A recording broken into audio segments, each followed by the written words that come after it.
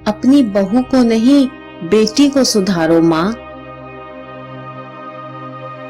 माँ मैं सच कह रही हूँ, कल रात राम भैया सीता भाभी के लिए एक बड़ा पैकेट लेकर आए थे। लगता है उन्हें घर का खाना अच्छा नहीं लगता है। मुझे पूरा यकीन है कुछ खाने पीने का ही सामान था। अब आस पड़ोस के देखने वाले तो यही कहेंगे, आप बहू को खाने के लिए कुछ नहीं देती, इसलिए पति छुपाकर अपनी पत्नी के लिए चीजें लाता है। माँ बदनामी सिर्फ आपकी होने वाली है, अभी रोक लीजिए वरना। बेटी गीता ने अपनी माँ को मिर्च मसाला लगाते हुए बात बताई। विमला जी कान की जरा कच्ची थी, तुरंत अपनी बेटी की बातों में आकर चिल्लाईं। ऐसा क्यों भला, हमारे घर में तो सब कुछ बनता है। मैं तो सीता बहू का कितना ख्याल रखती हूँ, उसके खाने पीने पर कभी पाबंदी नहीं लगाती, बल्कि कितनी बार तो वो अपनी पसंद का खाना खाती है। और तो और कितनी बार तुम लोग ऑनलाइन पिज्जा पास्ता भी मंगाते हो, मौके पर बाहर जाकर भी खाते हो, फिर क्यों अच्छा नहीं लगता होगा। और मैंने सीता को पहले ही समझा दिया था, हमारे घर में कुछ भी छुप छुपा कर नहीं आएगा, जो आएगा सबके सामने आएगा। फिर भी उसने ऐसी हरकत की, मेरे बेटे को बरगलाने की कोशिश की। विमला जी अपनी बेटी की बात सुन गुस्से में तमतमा उठी, जिसे देख गीता मन ही मन मुस्कुरा रही थी, क्योंकि उसने सास बहू के बीच में फूट डालने का काम कर दिया था। राम और सीता की शादी को 1 साल हुआ है और वो प्रेग्नेंट है। अब आए दिन उसका मन कभी खट्टा तीखा तो कभी मीठा खाने का करता है। मूड स्विंग हो रहे थे, समझ नहीं आ रहा था कि क्या किया जाए। कभी कभी खुद का बनाया खाना भी उसे पसंद नहीं आता था, तो दही अचार से रोटी खाकर भी संतुष्टि पा जाती थी, तो कभी पूरी हलवे से हिक आती थी।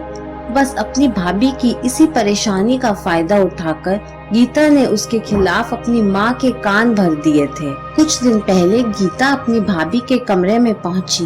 भाभी, क्या मुझे आपकी घड़ी दे सकती हैं? मुझे कॉलेज पहनकर जाना है, शाम को लौटा दूंगी। सीता एक बहुत ही सुलझी व्यवहारिक लड़की है, इसलिए उसने अपनी ननद को बड़े प्यार से बोला, गीता बुरा मत मानना, वह घड़ी मेरी मौसी यूएस से लाई है और मुझे बहुत पसंद भी है। वह मैं तुम्हें नहीं दे सकती, तुम चाहो तो कुछ और मांग लो। वाह भाभी, 2 कौड़ी की घड़ी मांगी तो मना कर दिया, अब कुछ और क्या मांगू? अभी आपकी साड़ी मांगूंगी तो कहेंगी बुआ की साड़ी है, पर्स मांगूंगी तो कहेंगी दीदी ने दिया है। क्या मुझे मंगता समझ रखा है? वो तो आपको अपना समझकर मांग लिया था, मगर आपका दिल तो बहुत छोटा निकला। ऐसा मत कहो गीता, पिछली बार मैंने तुम्हें लहंगा दिया था, तुमने पार्टी में खाने पीने के दाग लगाकर खराब कर दिया। उसके बावजूद भी मैंने अपनी सबसे सुंदर सैंडल दी थी, वो भी तुम तोड़ कर ले आई थी, तब भी मैंने कुछ नहीं कहा था। वो घड़ी मेरी मौसी की है, इसलिए तुम चाहो तो शाम को अपने भैया के संग जाकर अपने लिए पसंद से सुंदर सी घड़ी ले लो। हद होती है भाभी, घर में चीज रखी है वह तो दे नहीं सकती, भैया के नाम का एहसान बताती हैं। जाइए, मुझे नहीं चाहिए आपकी घड़ी, मुझे तो पहले ही पता था आपको मुझसे कुछ लेना देना नहीं, आपको तो बस भैया प्यारे हैं, हम लोग आपके थोड़ी ही ना अपने हैं। बोलकर गीता पैर पटककर उसके कमरे से चली गई।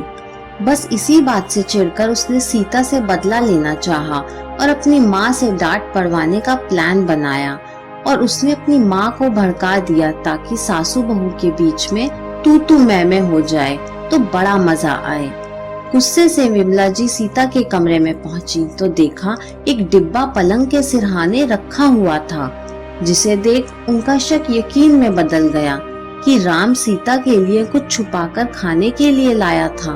वह बोली, सीता बहू, हमने तुम्हें किसी बात की कमी रखी है जो तुम मेरे बेटे से चोरी छुपे खाने पीने की चीजें मंगवाती हो, जबकि मैंने तुम्हें पहले ही कह दिया था हमारे घर में यह सब नहीं चलता, जो करना है तुम मुझे बताकर भी सब मंगवा सकती हो, फिर ये छुप छुपा कर घर में सामान लाना क्यों?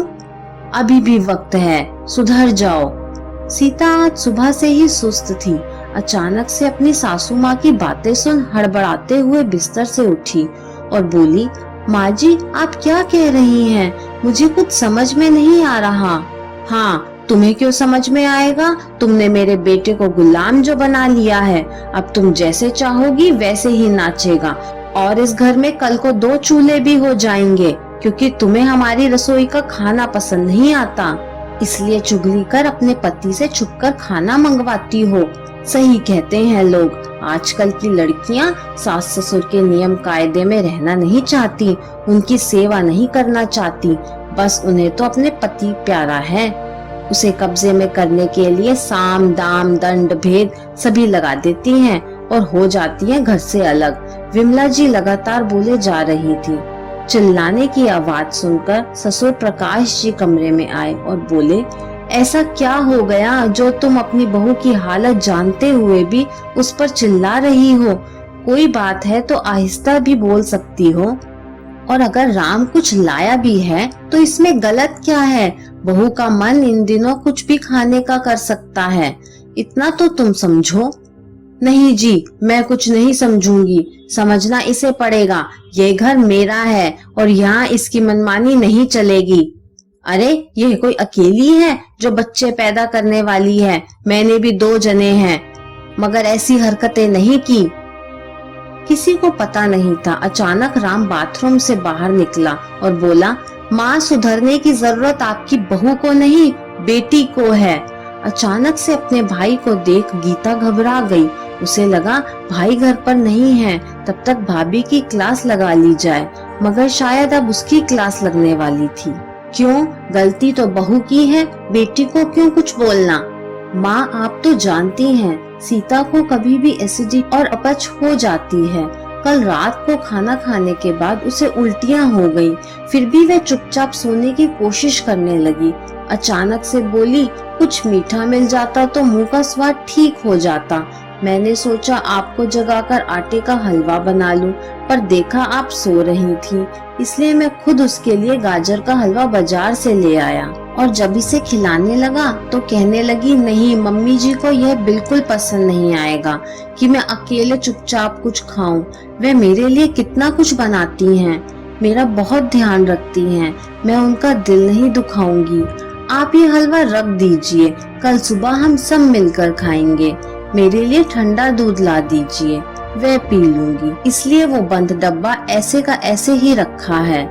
शायद आपकी लाडली बिटिया ने मुझे बाजार से आते हुए देख लिया, इसलिए आपके कान भर ये बखेड़ा खड़ा कर दिया।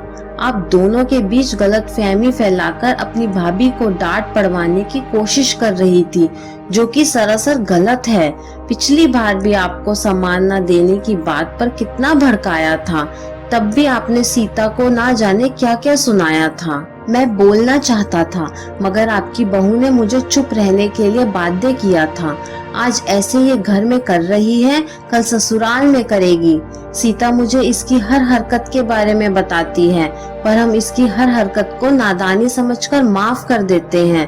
अब आप ही फैसला कीजिए किसका क्या करना है, वरना सच में गलत फहमियों के बीज बोकर ये आपके घर में 2 चूल्हे करवा देगी। विमला जी ने बेटी गीता को एक जोरदार थप्पड़ जड़ने ही वाली थी कि सीता ने उन्हें रोक दिया, मगर गुस्से से बोली, कॉलेज का आखिरी साल है, पढ़ाई पर ध्यान दो और अपने पैरों पर खड़े होने की सोचो।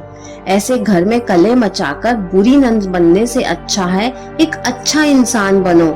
आइंदा बिना सोचे समझे अपनी भाभी के बारे में बोला तो मुझसे बुरा कोई नहीं होगा।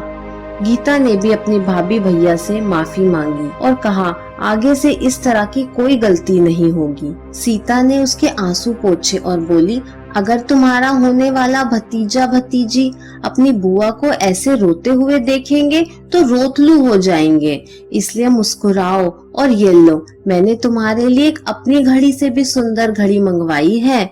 यह देख गीता को बहुत आत्मग्लानि हुई और तुरंत अपनी भाभी के गले मिलकर सारे गिले शिकवे दूर कर लिए। ये कहानी आपको कैसी लगी मुझे कमेंट करके ज़रूर बताइए। कहानी पसंद आई हो तो लाइक, शेयर और चैनल को सब्सक्राइब करना ना भूलें। कहानी सुनने के लिए आपका बहुत बहुत धन्यवाद।